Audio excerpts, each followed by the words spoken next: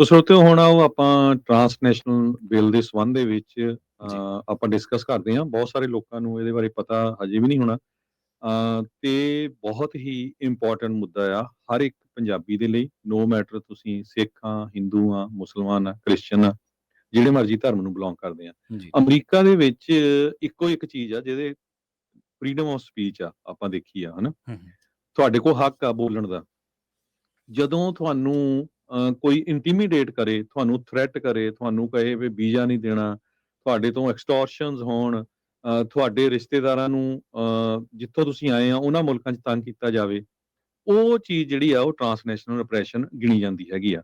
2 bill ਇਸ ਵੇਲੇ ਚੱਲ ਰਹੇ ਆ, ਇੱਕ ਫੈਡਰਲ ਲੈਵਲ ਤੇ ਹੈਗਾ ਆ HR 4829, ਇੱਕ ਕੈਲੀਫੋਰਨੀਆ 'ਚ SV 509 ਬਿੱਲ ਆ। ਹੂੰ, ਹੂੰ। SV 509 ਬਿੱਲ ਦਾ ਮੇਨ ਮਕਸਦ ਇਹ ਸੀ ਵੀ ਜਿਹੜੀਆਂ ਬਾਹਰ ਦੀਆਂ ਸਰਕਾਰਾਂ ਆ, ਉਹ ਕੈਲੀਫੋਰਨੀਆ ਨਿਵਾਸੀ ਜਿਹੜੇ ਕੈਲੀਫੋਰਨੀਆ ਦੇ ਸਿਟੀਜ਼ਨਸ ਆ, ਉਹਨਾਂ ਨੂੰ ਕਿਸੇ ਤਰ੍ਹਾਂ ਉਹ ਇੰਟੀਮੀਡੇਟ ਕਰਦੀਆਂ ਆ, ਉਹਨਾਂ ਨੂੰ ਚੁੱਪ ਕਰਾਉਣ ਦੀ ਕੋਸ਼ਿਸ਼ ਕਰਦੀਆਂ ਹੈਗੀਆਂ ਆ। ਜਿਹੜਾ ਮਰਜ਼ੀ ਮੈਥਡ ਉਹ ਵਰਤਦੀਆਂ ਹੈਗੀਆਂ, ਚਾਹੇ ਉਹ ਫਿਜ਼ੀਕਲ ਹੋਵੇ, ਗੋਲੀ ਮਾਰਨ ਦਾ ਹੋਵੇ, ਮਾਰਨ ਦੀ ਕੋਸ਼ਿਸ਼ ਹੋਵੇ, ਡਿਜੀਟਲ ਤਰੀਕੇ ਨਾਲ ਹੋਵੇ, ਸੋਸ਼ਲ ਮੀਡੀਆ ਦੇ ਉੱਤੇ ਹੋਵੇ, ਹੂੰ। ਐਨਾਲੌਗ ਹੋਵੇ, ਇੰਟੀਮੀਡੇਟ ਕਰਨਾ, ਹਰਾਸ ਕਰਨਾ, ਤੇ ਹਰਾਸ ਮੈਂਬਰਸ ਆਫ ਡਾਇਆਸਪੋਰਾ ਔਰ ਐਗਜ਼ਾਈਲ ਕਮਿਊਨਿਟੀਜ਼।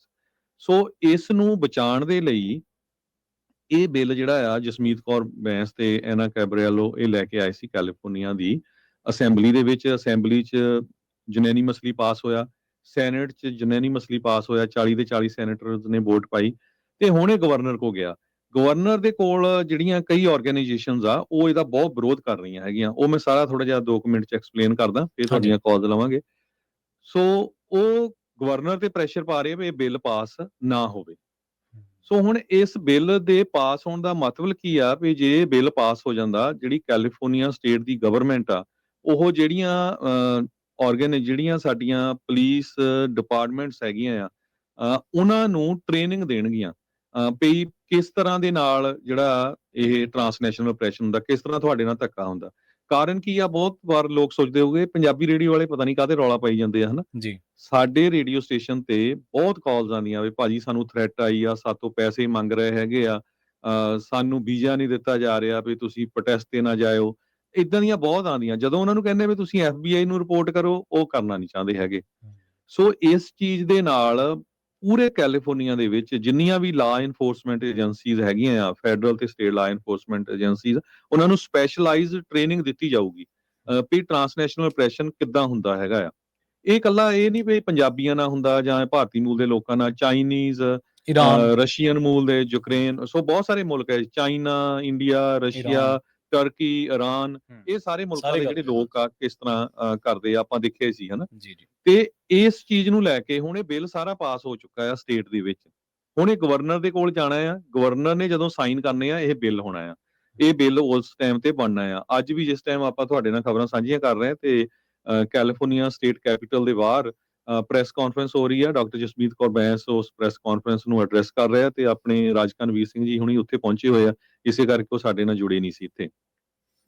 ਸੋ ਜਿਹੜਾ ਕੈਲੀਫੋਰਨੀਆ ਦੇ ਵਿੱਚ SV 509 ਬਿੱਲ, ਇਹ ਸਟੇਟ ਨੂੰ ਰਿਕੁਆਇਰ ਕਰੂਗਾ ਵੀ ਇਦਾਂ ਦਾ ਟ੍ਰੇਨਿੰਗ ਪ੍ਰੋਗਰਾਮ ਕ੍ਰੀਏਟ ਕੀਤਾ ਜਾਵੇ ਲਾ ਇਨਫੋਰਸਮੈਂਟ ਏਜੰਸੀ ਦੇ ਲਈ, ਹੂੰ। ਉਹ ਰਿਕੋਗਨਾਈਜ਼ ਕਰ ਸਕਣ ਤੇ ਉਸ ਨੂੰ ਰਿਸਪੌਂਡ ਕਰ ਸਕਣ। ਜੀ, ਜੀ। ਇਹ ਤਾਂ ਹੈਗਾ ਮੇਨ ਗੱਲ।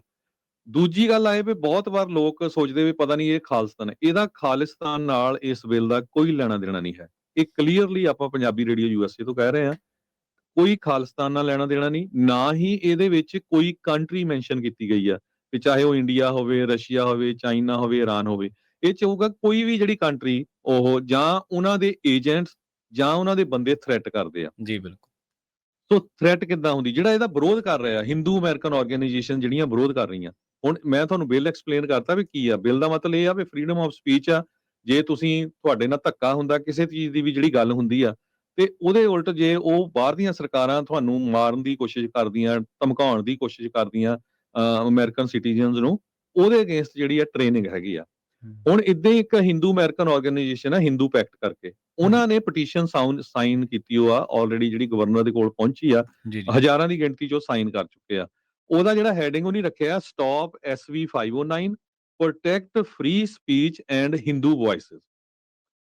ਇਹ ਉਹਨੇ ਹੈਡਿੰਗ ਰੱਖਿਆ। ਜੀ ਹੁਣ ਮੈਂ ਤੁਹਾਨੂੰ ਉਦਾਹਰਨ ਦਿੰਦਾ ਵੀ ਕਿੱਦਾਂ ਹੁੰਦਾ ਆ ਟ੍ਰਾਂਸਨੈਸ਼ਨਲ ਆਪਰੇਸ਼ਨ ਬਾਹਰਲੇ ਸਰਕਾਰਾਂ 'ਚ। ਮੇਜਰ ਗੌਰਵ ਆਰੀਆ ਸਾਰੇ ਜਾਣਦੇ ਆ। ਜਦੋਂ ਉਹਦੀ ਵੀਡੀਓ ਆਉਂਦੀ ਆ ਨਾ, ਹਰ ਇੱਕ ਪੰਜਾਬੀ ਗਾਲ ਕੱਢ ਕੇ ਗੱਲ ਕਰਦਾ। ਹੁਣ ਤੁਹਾਡਾ ਜਿਹੜਾ ਫਰਜ਼ ਬਣਦਾ ਹੈਗਾ ਆ ਵੀ ਤੁਸੀਂ ਇਸ ਬਿੱਲ ਦੇ ਉੱਤੇ ਜਿਹੜੀ ਪਟੀਸ਼ਨ ਸਾਈਨ ਕੀਤੀ ਆ ਸਿੱਖ ਕੋਲੀਸ਼ਨ ਨੇ, ਉਹਦਾ ਲਿੰਕ ਅਸੀਂ ਆਲਰੇਡੀ ਪੰਜਾਬੀ ਰੇਡੀਓ USA ਦੇ YouTube ਚੈਨਲ ਤੇ Facebook ਉਹਦੇ ਥੱਲੇ ਪਾ ਦਿੱਤਾ ਹੈਗਾ। ਗਵਰਨਰ ਨੂੰ ਭੇਜੋ। ਹੁਣ ਮੇਜਰ ਗੌਰਵ ਆਰੀਆ ਪਿਛਲੇ 2-3 ਸਾਲ ਪਹਿਲਾਂ ਕਹਿੰਦਾ ਸੀ ਵੀ ਜਿਹੜੇ ਬਾਹਰਲੇ ਮੁਲਕਾਂ ਦੇ ਵਿੱਚ ਲੋਕ ਹੈਗੇ ਆ, ਕੋਈ ਵੀ ਕਿਸੇ ਤਰ੍ਹਾਂ ਦੇ ਉਹ ਹਿਊਮਨ ਰਾਈਟਸ ਦੀ ਗੱਲ ਕਰਦੇ ਆ, ਉਹਨਾਂ ਨੂੰ ਉੱਥੇ ਕਹਿੰਦਾ ਗੈਂਗਸਟਰਾਂ ਨੂੰ ਪੈਸੇ ਦੇ ਕੇ ਮਰਵਾ ਦਿਓ। ਇਹ ਉਹਦੀਆਂ ਵੀਡੀਓਜ਼ ਆ, ਓਪਨਲੀ ਵੀਡੀਓਜ਼ ਆ। ਉਸੇ ਚੱਕਰ 'ਚ ਨਿਖਿਲ ਗੁਪਤਾ ਵਰਗੇ ਵੀ ਫਸੇ ਗਏ ਆ। ਹੁਣ ਪਿਛਲੇ ਦਿਨਾਂ 'ਚ ਕਈਆਂ ਨੂੰ ਹੋਣਾ ਵੀ ਲੈ ਸਾਨੂੰ ਕੀ ਲੈਣਾ ਦੇਣਾ, ਇਹ ਸਿੱਖਾਂ ਨਾਲ ਹੀ ਆ। ਪਿਛਲੇ ਦਿਨਾਂ 'ਚ ਜਦੋਂ ਪੰਜਾਬ ਦੇ ਵਿੱਚ ਫਲੱਡ ਆਏ, ਉਹਦੀ ਵੀਡੀਓ ਆਈ ਆ ਤੇ ਪੰਜਾਬ ਨੂੰ ਪੂਰਾ ਤਬਾਹ ਕਰ ਦਿਓ। ਕਹਿੰਦਾ ਜਦੋਂ ਮੀਂਹ ਵਾਲਾ ਸੀਜ਼ਨ ਹੁੰਦਾ ਪੂਰਾ ਫਲੱਡ ਕਰ ਦਿਓ ਤੇ ਜਦੋਂ ਇਹਨਾਂ ਨੂੰ ਪਾਣੀ ਦੀ ਜ਼ਰੂਰਤ ਆ ਉਦੋਂ ਪਾਣੀ ਨਾ ਦਿਓ, ਪਾਣੀ ਬੰਦ ਕਰ ਦਿਓ। ਸੋ ਇਸ ਬਿੱਲ ਦੇ ਨਾਲ ਕੀ ਹੋਊਗਾ? ਇਸ ਬਿੱਲ ਦੇ ਨਾਲ ਇਹ ਹੋਊਗਾ ਵੀ ਇਹ ਦੇਖੋ ਡਿਜੀਟਲ ਜਿਹੜੀ ਥ੍ਰੈਟ ਹੈਗੀ, ਸੋਸ਼ਲ ਮੀਡੀਆ ਦੇ ਥ੍ਰੈਟ ਆ। ਸੋ ਇਸ ਥ੍ਰੈਟ ਦੇ ਨਾਲ ਅੱਗੇ ਅਸੀਂ ਫਾਈਟ ਇਹ ਕਰ ਸਕਦੇ ਹਾਂ ਵੀ ਜਿਹੜੇ ਲੋਕ ਇਦਾਂ ਥ੍ਰੈਟ ਕਰਦੇ ਆ ਬਾਹਰਲੀਆਂ ਸਰਕਾਰਾਂ ਦੇ ਏਜੰਟਸ, ਉਹਨਾਂ ਨੂੰ ਅਮਰੀਕਾ ਦੇ ਵਿੱਚ ਵੀਜ਼ਾ ਨਾ ਦਿੱਤਾ ਜਾਵੇ। ਸੋ ਉਹਨਾਂ ਦੇ ਉੱਤੇ ਵੀਜ਼ਾ ਸੈਂਕਸ਼ਨਸ ਹੋਊਗੀ। ਉਹ ਕਹਿੰਦੇ ਵੀ mandating the imposition of property and visa blocking sanctions on individuals and entities engaged in transnational operation. So ਇਹ ਜਿਹੜੀ ਚੀਜ਼ ਆ ਨਾ, ਇਹ ਹੁਣ ਮੌਕਾ ਹੈਗਾ। ਹੁਣ ਸਾਨੂੰ ਕੋਈ ਗਾਲਾਂ ਕੱਢਣ ਦਾ ਨਹੀਂ, ਕਿਸੇ ਨੂੰ ਕੋਈ ਲੈਣ ਦਾ ਨਹੀਂ।